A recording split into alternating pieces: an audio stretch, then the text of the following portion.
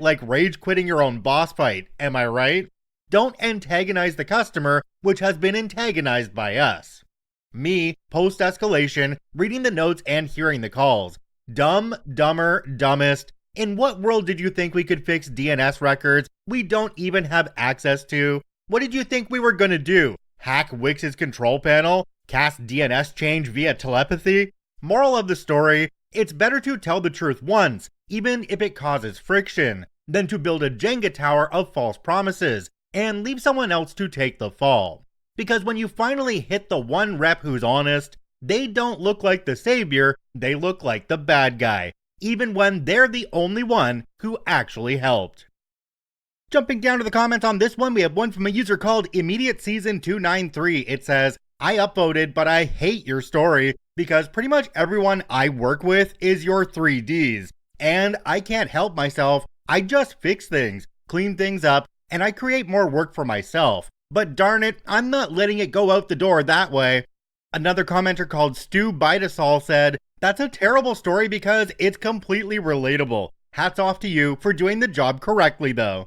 Incompetent colleagues has to be one of the worst things when you work in a call center that makes your job needlessly harder. The other thing that can make your job needlessly harder is when the customer lies to you to make their situation sound more dire. Like, I'm gonna troubleshoot with you what you're telling me to do, but if you're lying to me, it's gonna take longer because we're gonna be troubleshooting things that we really don't need to be troubleshooting.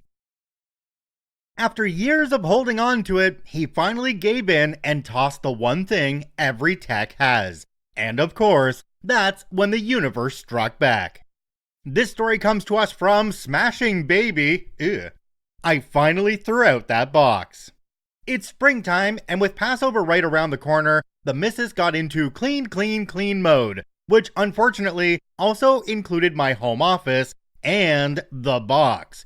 You know which one. The one with years of old, unused cables, USB 1.0, VGA, PS2, Firewire RJ11 cable, an obsolete zip drive, mystery power adapters, and my personal favorites, some RCA connectors. You name it, I probably had it. I'm sitting there thinking to myself, this whole thing is covered in dust and hasn't been opened in years. So, feeling productive, I tossed the whole thing, to my wife's delight. Fast forward 3 days, Grandma calls me, needing help with her ancient fax machine. She still faxes things to her doctor and gets faxes back. But for some reason, they're not going through. Took me a bit to figure it out, but the RJ11 cable had been folded in on itself for a couple of years too long and had probably frayed, leading to intermittent connectivity. There I am, browsing Amazon to buy the very thing I just tossed not even last week. Lesson learned, obsolete tech will never, ever really die. And the kicker, the replacement RJ11 cost more than I want to admit for something I had sitting in a box, literally for years. Use my story of misfortune to teach your spouses why they must never toss the box. Jumping down to the comments on this one, we have one from a user called NP Sage. It says, a lesson every tech learns. It's okay to reduce the old tech clutter, but never to zero. I follow the rule that I always keep 2 of each cable that I've ever had, because that way, if and when you need it, one will be defective, the other will actually work. But it is because I keep 2 that I will never ever need them. It's only as soon as you go to 0, the universe swiftly corrects you. But if you keep 2, the gremlins are held at bay. 'Tis the way.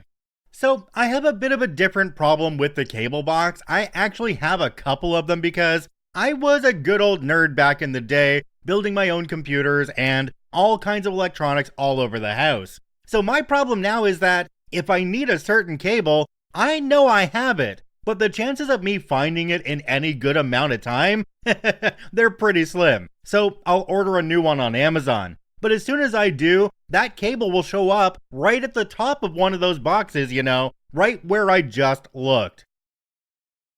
5 hours, endless troubleshooting, and a customer IT team that forgot one tiny, critical detail. The kind that makes techs want to scream into a pillow.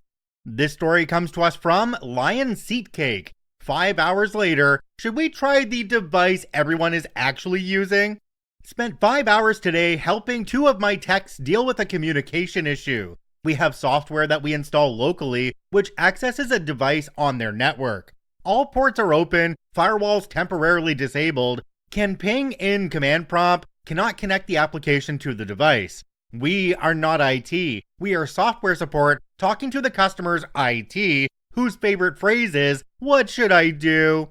5 hours later, after troubleshooting a device whose IP is showing 10.10.10 when the default gateway on the host computer is 192.168.1, he says, "Should we try all of this on the time clock all the users are actually using?" 5 minutes later, the issue is resolved. Apparently at some point, device A stopped working, they had device B on hand to take its place, and for some reason, left device A accessible. This would have been a 3-minute call if we knew that. We had no way of even knowing to ask that question, but we know now. Always an exciting day in tech support.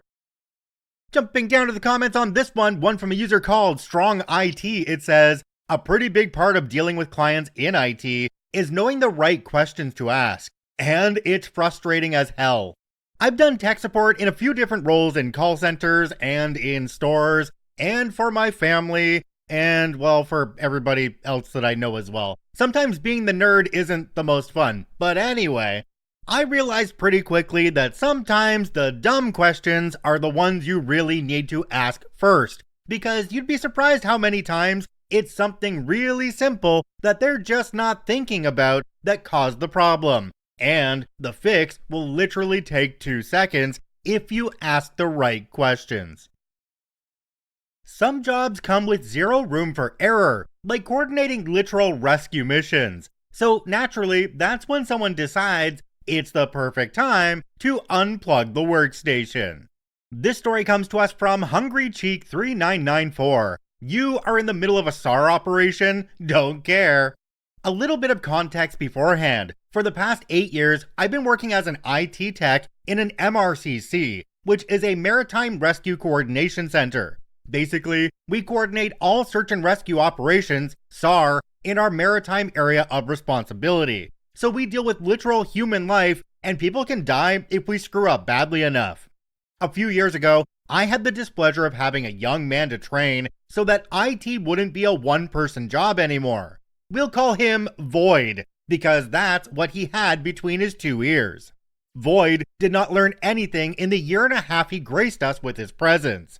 I could teach him something one day, ask him if he had understood, even make him do some exercises. He would have forgotten the next day, if not sooner. But Void was convinced he was the best thing to happen to tech support since the invention of shortcuts. Anyway, that day Void was tasked to swap out screens in the operational workstations. Now, these workstations are of course manned 24/7 because an emergency can arise at any moment. So we cannot swap screen after everybody has gone home because it doesn't happen. What happens in this case is we either just let the person working at this workstation take a break while we are working on it, put the person on another workstation a few meters away, not very practical in case of an emergency because these are teams of 2 people whose workstations are next to each other so they can communicate verbally easily, but manageable for a few hours if needed. Or put up a workstation from our stock if we need to work on the hardware, like swap out a hard drive and such. What we do not do, however, is touch the workstation or anything attached to it, like for example screens, if a SAR operation is underway, unless explicitly asked. I'm pretty sure at this point you all have understood what happened. An operation was underway, but Void has this God-given task to do: swap out the old screens and replace them with new ones. So he began to unconnect the first screen. Of course, the operator working at the workstation stopped him to ask what in the ever-loving hell he was doing. "Well, I'm swapping out the screens." "You absolute buffoon. Didn't you see we're in the middle of an operation and we need all of our screens?" Of course, this was met with silence and an air of incomprehension from Void. What do you mean the operational workstations are no touchy during an actual operation? He was never asked to do anything related to operational workstations alone ever again. Jumping down to the comments on this one, we have one from a user called the Fluffiest Redditor. It says,